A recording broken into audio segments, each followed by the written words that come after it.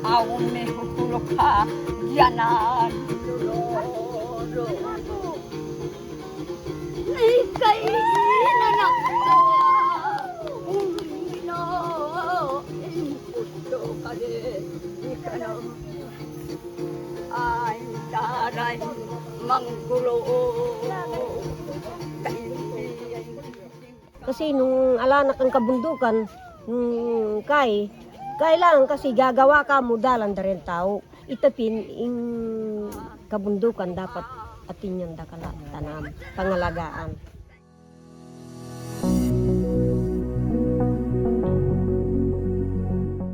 Nabuo ang araw dahil pare-pareho ang aming paniniwala na bakit tayo kailangan magtanim lalo na sa kabundukan.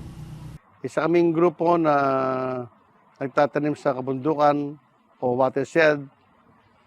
Sa kadahilan ng nabasa namin na mayroong JICA report na nagsasabi na sa 2025 mawawalan po ng tubig ang maraming lugar dito sa Central Luzon. Kaya naisip namin unahin tamnan yung mga bundok ng Pampanga.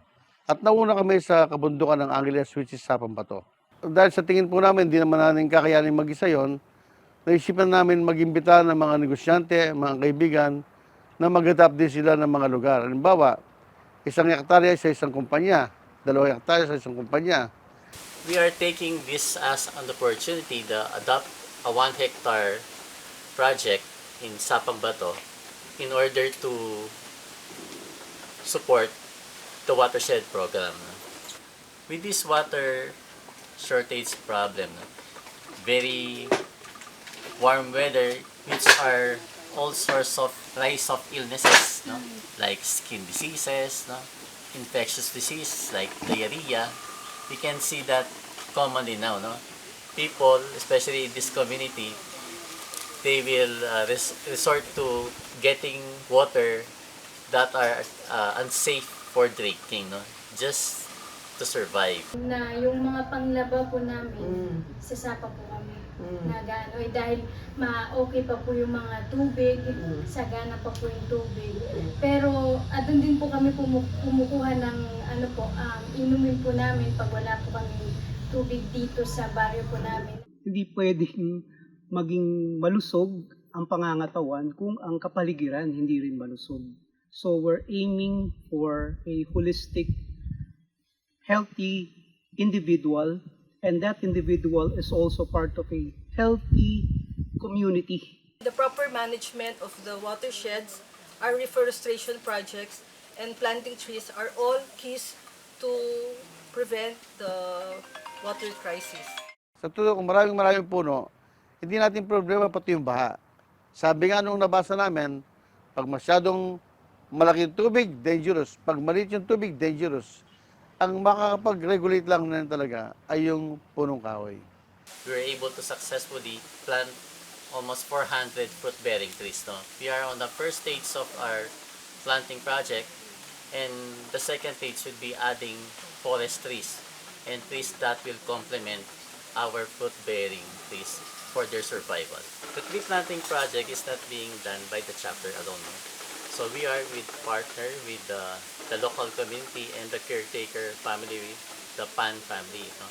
Headed by Mr. Henry Pan. No? Dumating po sila sa amin po rito, tinanong po nila yung mga chieftain po namin, mga pro, na kung gusto nyung ipapatalim natin itong ating sektor natin lupa rito, nagpuno po kami mga katutubo na kung pwede kung itatanim natin itong lugar natin, natanim natin ng mga puro prutas, sabi po namin mga katutubo namin, pwede. Kasi para sa atin din ito, para suporta po namin sa ating lugar. Tapos sa atin po yung mga bunga o mga ano. The products, especially the mga fruits that they harvested from the trees that they are planted and taking good care, napapakinabangan po din nila ito. And aside from that, naturuan po din namin sila ng iba pang livelihood projects like fig jam making, lemongrass oil making, and the citronella oil making. Sila Dr. Aris po at Dr.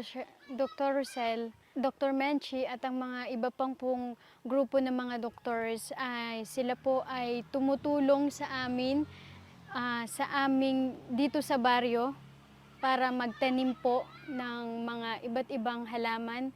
The community helps the chapter in planting and taking care of the seedlings that we plant in this site.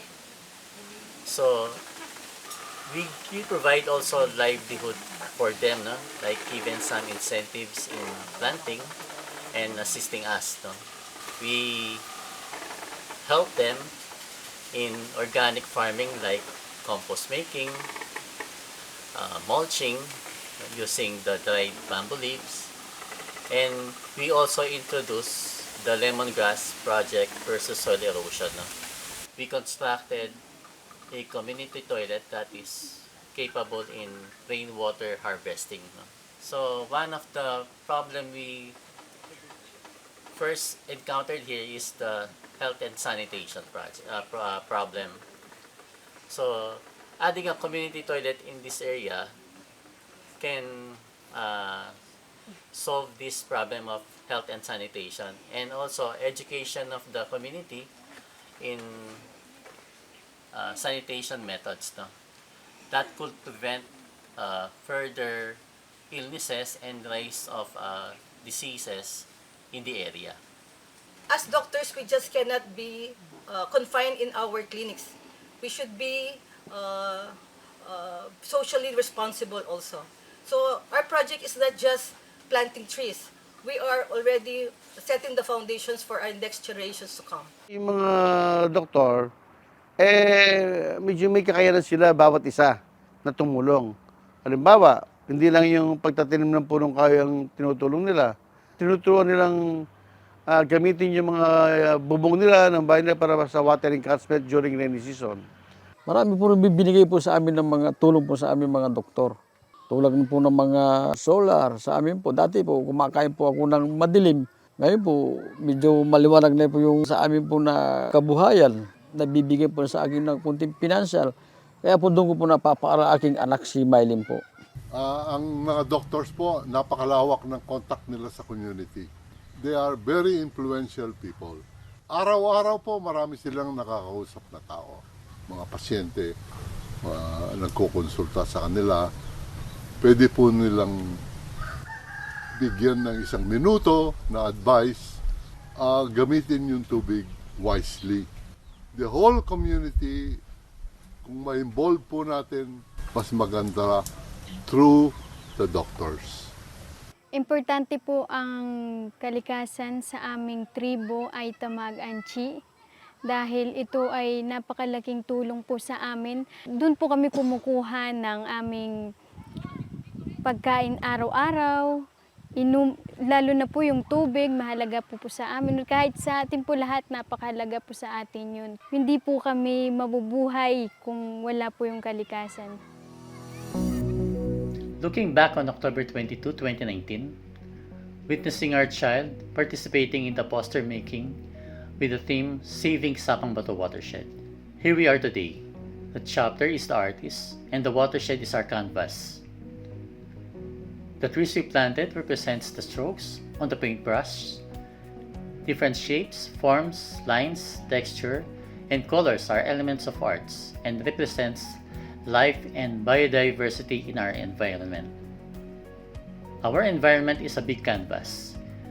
We need artists like you. Family physicians are not limited on healing the sick. Our environment needs our help too. Let us all unite in saving our watershed and controlling global warming.